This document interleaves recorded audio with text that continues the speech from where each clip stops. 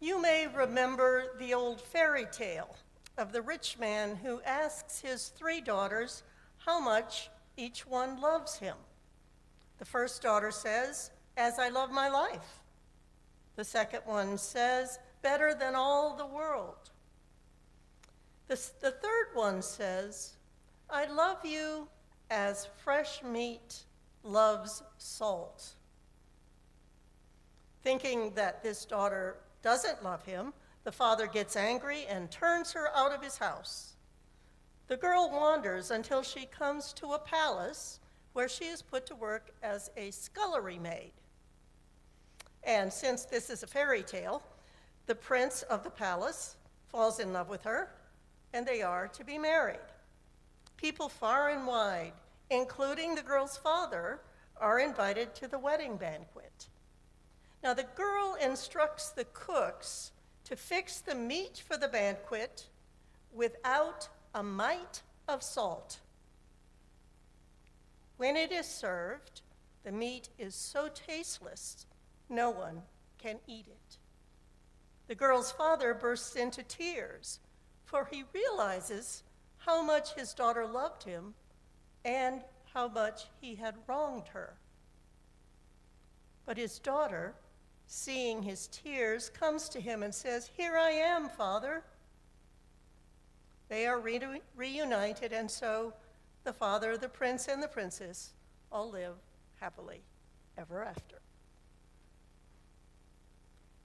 Meat without salt, food without salt. We all know how tasteless it is and how much just a little bit of salt, just a pinch of salt, makes a difference in our food. Of course, today salt is in many foods, especially processed foods, and we may eat too much of it. I know my doctor has told me to cut down on salt. But still, that little bit makes a huge difference. Jesus says, we are salt. We disciples, we are the salt of the earth. Jesus doesn't say, try to be like salt, or you should be salt, or if you really work at it, you might be salt. No, he says, you are salt. Whether we know it or not, believe it or not, we are salt. This is who we are, created in God's image and made for the sake of the world. It is a gift God gives us and a blessing. Salt doesn't exist for its own sake, but for the good of others. We don't sit down and eat a delicious bowl of salt for breakfast. No, we put just a little bit of it on our eggs, and it changes them dramatically. And so we exist in the world to be salt for others.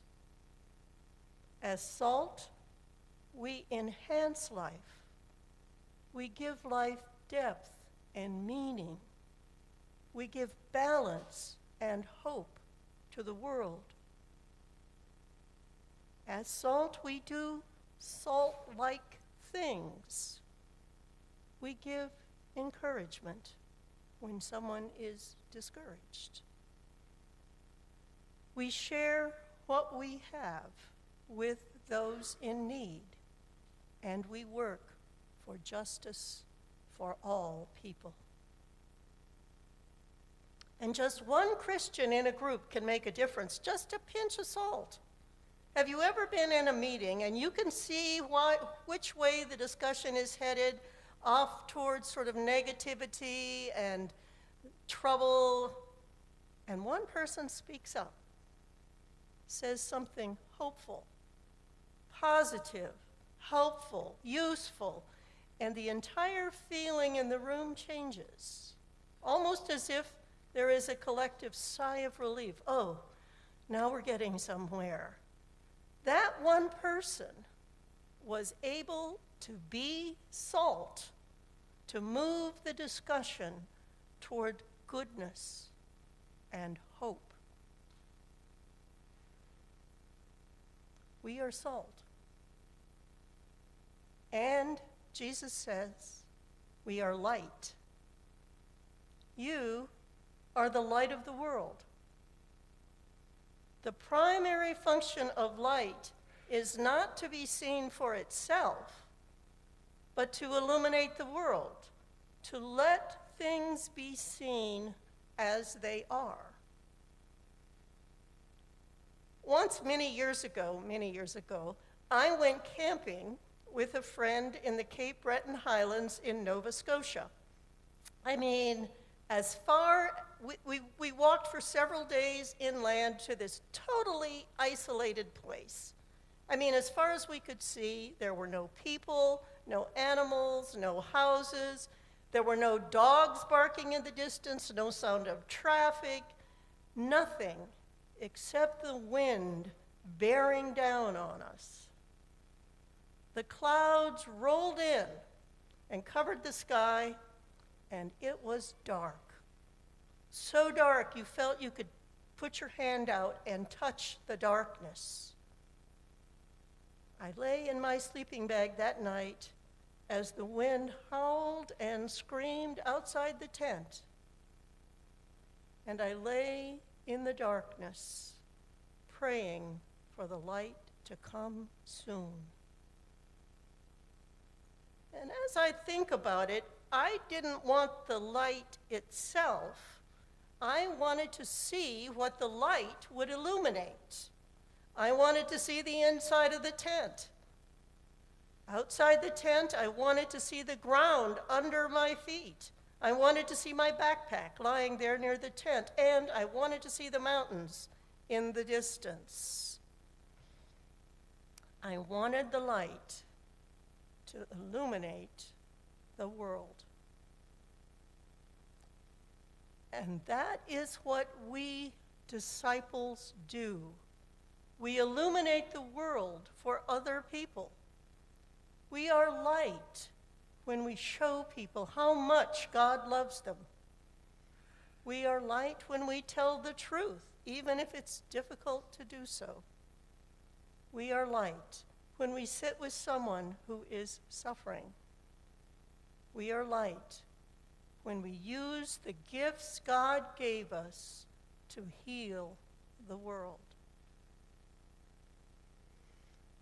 Now, Jesus also says, a city built on a hill cannot be hid. This metaphor seems to be in contrast with the earlier one. You are the light of the world. The light from a city on a hill will inevitably be seen by anyone who lives in the valley. So on the one hand, as light, we are to illuminate the world around us without drawing attention to ourselves. Yet, as light from a city on a hill, we will inevitably be seen. And I think that is the point. We don't seek attention as light, yet we will be noticed. As we serve God by being light, people will see us and honor God, who is the source of our light. You are salt. You are light. Rejoice this morning in who you are. God has given us such gifts. We are his children, his disciples, to be his people in the world. We did not turn ourselves into salt and light. God made us this way. God has given us his grace to be who he made us to be who we are. By God's grace, we enhance the life of the world with our salt. We bring hope and balance to the world. We change people's worlds from black and white to color, all to the glory of God. And we shine with the light of God into the darkness. And we all know the darkness I'm speaking of, the darkness of depression, sorrow, hurt, anger, the darkness that we see everywhere in our world, the darkness that only God's light can overcome. A poem by the Persian poet Hafiz, who lived in the 14th century, goes like this. Even after all this time, the sun never says to the earth, "You owe me." Look what happens with a love like that. It lights the whole sky. God loves us like that. God loves us unconditionally, without wavering, with his whole being. And with his love for us and for all creation, he lights up the sky. And we live in that love.